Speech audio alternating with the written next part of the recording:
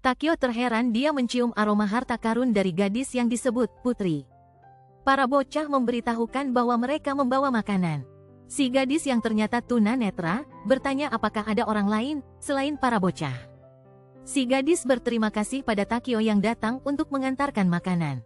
Tetapi akibat lantai yang tidak rata, Takeo menolong si gadis yang hampir terjatuh pada saat melangkah. Semakin meyakinkan Takeo bahwa si gadis cantik sungguh tercium seperti harta karun. Tiba-tiba ada suara bentakan yang menyadarkan Takeo dari kecantikan.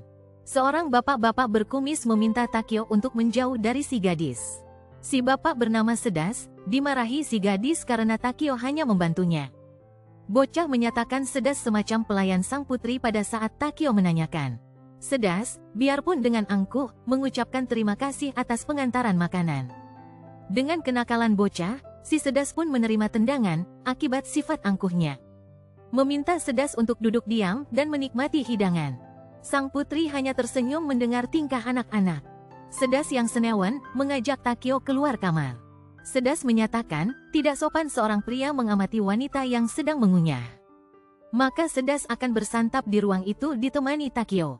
Takeo merasakan aura kelas atas dari sang putri dan Sedas, serta semerbak harta dari sang putri. Untuk mengurangi kecanggungan, Takeo mengajak berbincang, tetapi Sedas bersikeras Takeo sebaiknya tidak ikut campur urusan orang lain. Tetapi pada saat berbincang, Takeo tanpa sadar menggunakan keahlian yang membuat dia sendiri terkejut. Dan Sedas tiba-tiba mau berbincang banyak tentang asal-usul sang putri dan dirinya yang berasal perusahaan keluarga besar dari daerah utara. Sang putri diasingkan oleh adik kandungnya sendiri berdasarkan surat wasiat mendiang ayahnya. Serta tidak ditemukan adanya pemalsuan wasiat. Takeo pun kembali ke kamar sang putri, mendapati para bocah sedang tidur nyenyak. Takeo pun memohon maaf atas tingkah para bocah, dan sang putri memang sangat pengertian. Karena sang putri mendengar semua kebaikan Takeo dari ocehan para bocah.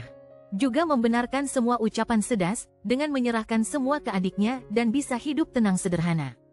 Takeo pun beranjak pergi sambil menitipkan dua bocah ke sang putri untuk dijemputnya nanti. Dan sang putri pun memperkenalkan diri sebagai Ceres.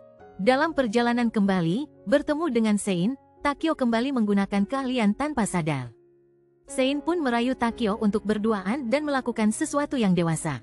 Sayangnya dihentikan oleh Friend. Takeo menyadari keadaan yang sama juga terjadi pada Sedas.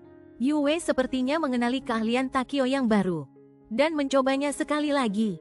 Dan Sein kembali ingin berbuat dewasa ke Takeo. Yue menyatakan keahlian terjadi dengan perubahan warna mata dengan jarak jangkauan tangan Takeo. Setelah bercerita, Yue jadi cemburu. Friend memuja kejantanan yang Takeo sendiri tidak tahu cara mengaktifkannya. Sedangkan Sein tertarik untuk mengambil alih perusahaan Ceres. Banyaknya pekerjaan dibutuhkan pula banyak pegawai, dan warga daerah kumuh bisa hidup layak. Takeo pun berpikiran untuk menolong si putri disertai mengentaskan warga. Akhirnya mengajak mereka semua untuk menjelajah ke utara.